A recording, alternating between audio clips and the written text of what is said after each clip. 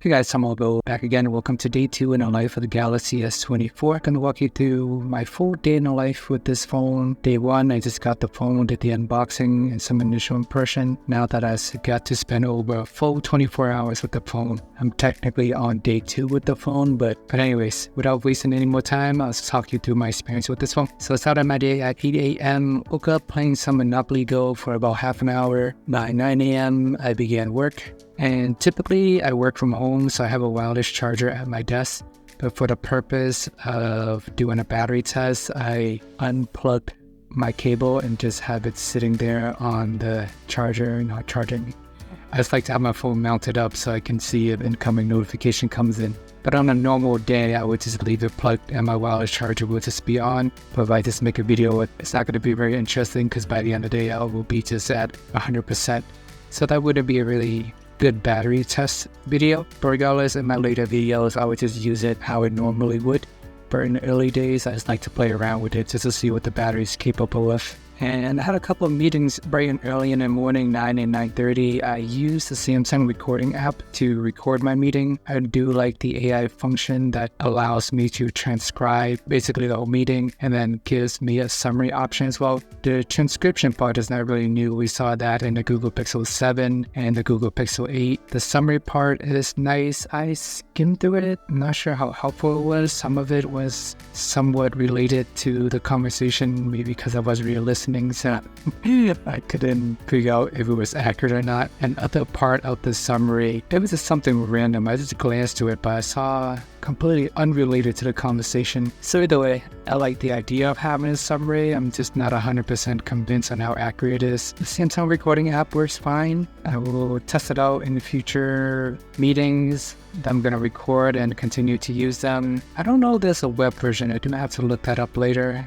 But the thing I like about Google Recording is I can just go to my Google account and access all my recording on the computer versus having to rely on my phone. But I guess if I really want to use it on the computer, I can connect DeX and use it that way. But DeX is weird. If I use a wired cable, I can only use one screen at a time. I like Motorola implementation of DeX better, because I can just connect it to my computer and then use all 3 screens. But with Samsung DeX, I'm just limited to one screen. I haven't really found a way around that. So that's going to need some more testing if I want to figure out the Samsung recording, if I can access it while I'm using the computer. And one thing I started to think about more using the Samsung AI note summary is I do like the way that it looks in the Samsung Notes, but as I was doing more research to figure out how to use it on a computer, I cannot, because the Samsung Notes app on the Windows computer is only limited to Samsung computer. I think in the past they let you do it, but around Windows 11 or so, they got rid of it, which is disappointing. They're pushing all these new AI features that is nice to be able to do on my phone, but I would like to be able to take that notes and do more editing on my computer. Because initially my plan was to use my Samsung Notes, take all my notes on there, do the transcription, put it in a nice template, and then pop it on my computer to basically use as a guide in order for me to record these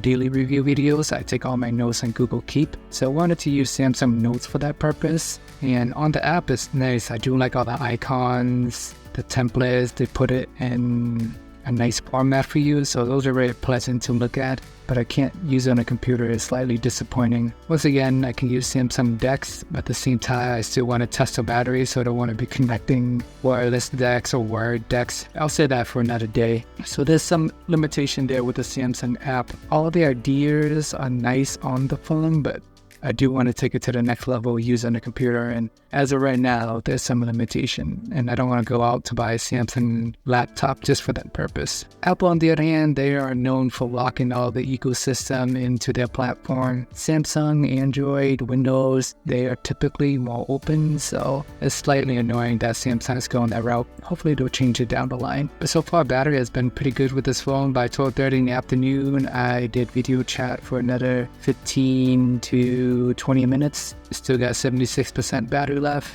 and spend the rest of the days just working. But by 5 p.m. once I logged off, my phone is at 50%, which is also another good sign. Currently I'm recording this video at 6:30 p.m. and we are at 45% battery. And I was gaming for another 20 minutes during dinner as well, playing some Pokemon trading card game. Previously, when I had the Galaxy S22, the phone would be dead by 2 to 3 o'clock in the afternoon. Sometimes not even make it through a full day of work. So it's nice to see that with the Galaxy S24, I can truly make it through a whole day of work, 9 to 5. So that's solid there. And stay tuned for day 3 just to see how long the battery is gonna last. I mean, for the rest of the evening, just gonna take it easy, wind down, shower, go to bed. I'll probably leave it not charged overnight just to see how long the battery is gonna last. And it looks like it's on track to be a true all-day battery life phone, which is a really good sign. Just want to take a second to give a shout out to my partner, Mint Mobile. Currently, they offer a 5G plan for as low as $15 a month. You do have to buy 3 months upfront, but overall, it is a great value, so make sure to check them out. Link in the description below. And some of the things I like most about the Galaxy S24 is the fact that it is a really light phone. So very comfortable to hold in the hand. Although it is light, it is still a tad long. Despite it being a small phone, I still have to reach and tilt the phone to reach the top. I had a couple instances where I almost dropped the phone just because it's so long and I'm turning it over. It is a little bit slippery, so I do want to point that out. And then I do have a case, but ironically, the case that I'm using is not that grippy. It's still slippery.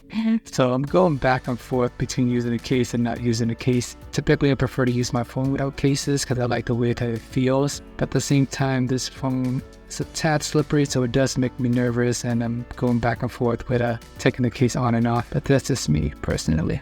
And ultrasonic fingerprint sensor in this phone works really fast, coming from the Galaxy S23 FE where it has an older optical sensor. This one feels significantly faster, and I think they might have made the sensor area a little bit bigger too, because all the time I unlock it, I'm able to do it with one touch. So this is a big improvement over the previous Galaxies, even though many of the other previous Galaxy does have the ultrasonic as well, but I think they might have made the range a little bit bigger. So every time I touch it, I'm able to unlock it. Versus some of the other Galaxy phones I used in the past, sometimes I have to touch it a few times in order to unlock it. So just some quick little things I noticed on day 1, but that's pretty much it. So I'll wrap up the video. Thank you for watching. Remember to like and subscribe, but please check out my day 1 video of the unboxing, me going to get the phone and everything like that.